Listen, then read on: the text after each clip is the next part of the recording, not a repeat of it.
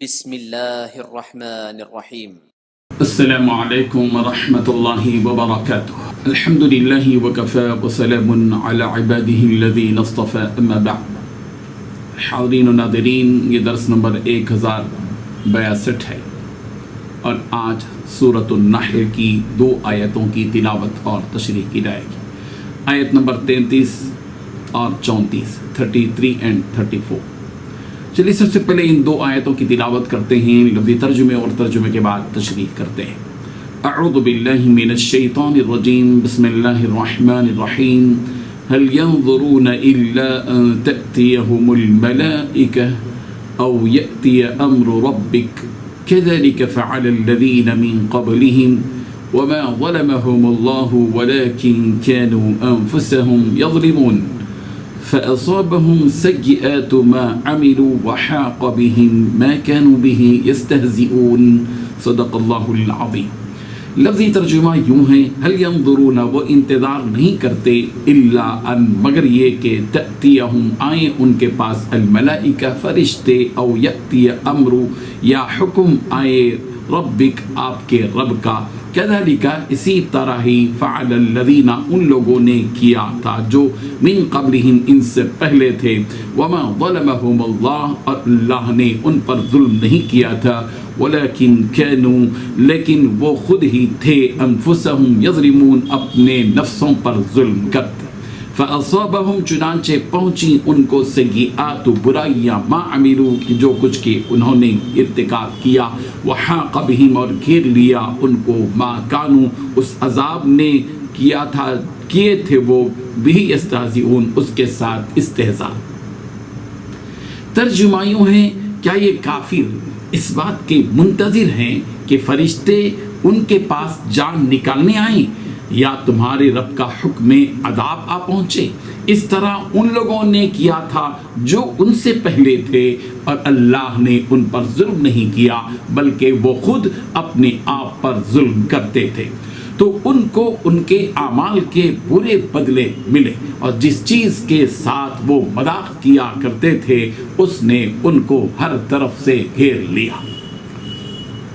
ان 2 آیتوں میں 6 باتیں بتلائی گئی ہیں۔ پہلی بات، یہ کافر لوگ اب ایمان لانے کے لیے اس کے سوا کس بات کے منتظر ہیں کہ ان کے پاس فرشتے آ کھڑے ہوں، یا قیامت یا عذاب کی صورت میں تمہارے پروردگار کا حکم ہی آ جائے؟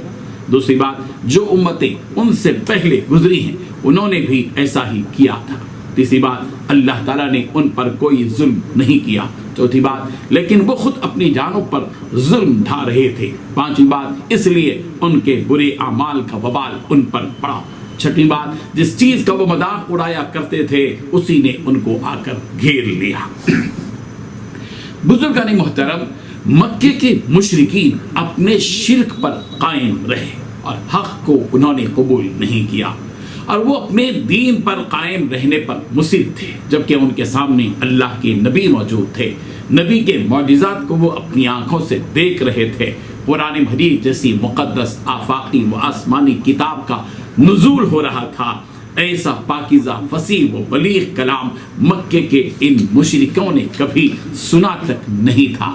یہ واضح دلائل اور نشانیاں ایسی تھیں کہ ان کو چاہیے تھا کہ وہ دین حق کو قبول کر لیتے، مگر وہ دنیا کے دھوکے میں پڑے رہے۔ تو اللہ تعالیٰ نے ان کفار و مشرکین کو اس آیت میں ڈانٹ پلائی ہے کہ کیا یہ مشرکین اس بات کے انتظار میں ہیں کہ آسمان کے فرشتے اتریں یا آپ کے رب کا کوئی حکم یعنی عذاب آ جائے اور اس کے بعد ہی یہ ایمان لائیں گے؟ نبی کی رسالت اور نبوت کی تصدیق یہ اس وقت تک نہیں کرنے والے ہیں جب تک کہ یہ فرشتوں کو آسمان سے اترتا ہوا دیکھ نہ لیں۔ جب یہ فرشتے آ کر ان کی روحوں کو قبض کریں گے تو کیا جب یہ ایمان لائیں گے؟ اس آیت کے نزول کا مقصد ان مشرکین کو اس بات کی ترغیب دینا ہے کہ اللہ کی طرف سے عذاب کے آنے سے پہلے وہ لوگ ایمان لا لیں۔ سورہ بقرہ میں بھی اسی قسم کا مضمون موجود ہے، هل ينظرون الا ان يأتيهم الله في ظلل من الغمام، اور اسی طرح سورہ انعام میں بھی یہ مضمون اس طرح ہے، هل ينظرون الا ان تأتيهم الملائكة او يأتي ربك او يأتي بعض آیات ربك۔ کہ کیا یہ اس بات کے انتظار میں ہیں کہ فرشتے ان کے پاس آئیں یا اللہ ہی تمہارے ان کے پاس آ جائے، یا یہ کہ تمہارے پروردگار کی آیتیں بعض آیتیں ان کے پاس آئیں؟ رسول رحمت صلی اللہ علیہ وسلم سے یہ بات بھی کہی جا رہی ہے کہ اگر مکے کے مشرکین دین حق کو قبول کرنے کے سلسلے میں سرکشی کر رہے ہیں اور اس دین کو قبول کرنے کے لیے تیار نہیں ہیں تو روئے زمین پر یہ پہلا واقعہ نہیں ہے، بلکہ اس سے پہلے جو قومیں گزری ہیں ان قوموں نے بھی حق بات کو قبول کرنے سے گریز کیا اور سرکشی کی۔ كَذَلِكَ فَعَلَ الَّذِينَ مِن قَبْلِهِمْ، اسی طرح کی حرکتیں ان لوگوں نے بھی کی ہیں جو مکے کے مشرکین سے پہلے گزر چکے ہیں۔ جن جن قوموں نے حق کی مخالفت کی اور نبیوں کی دعوت کو قبول نہیں کیا، جس کی وجہ سے ان پر اللہ کا عذاب آیا، تو اس عذاب کا آنا اللہ تبارک و تعالیٰ کی طرف سے ظلم کے طور پر نہیں تھا۔ دین کی دعوت کا حق یہ تھا کہ اس کو قبول کر لیا ہوتا، مگر ان قوموں نے اس کو قبول نہیں کیا، جس کے نتیجے میں ان پر اللہ کا عذاب آیا۔ ان پر عذاب نازل فرما کر اللہ تبارک و تعالیٰ نے ان پر کوئی ظلم نہیں کیا، بلکہ خود ان ظالموں نے اپنے آپ پر ظلم کیا۔ ان ظالموں نے اللہ کے بھیجے ہوئے رسولوں کی مخالفت کی اور وہ جس پیغام کو لے کر آئے تھے ان کو صاف طور پر جھٹلا دیا، جس کی وجہ سے ان پر عذاب آیا۔ ان سب کی سزا ان کو ملی، اور ان ظالموں نے جس چیز کا مذاق اڑایا اسی مذاق نے ان کو آ گھیرا، اور تباہی اور بربادی ان کا مقدر بن گئی۔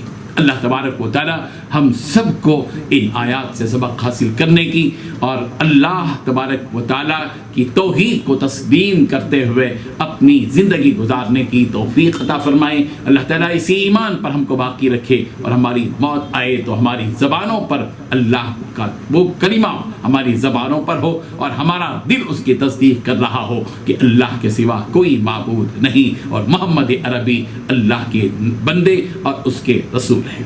آمین۔ وآخر دعوانا ان الحمد للہ رب العالمین۔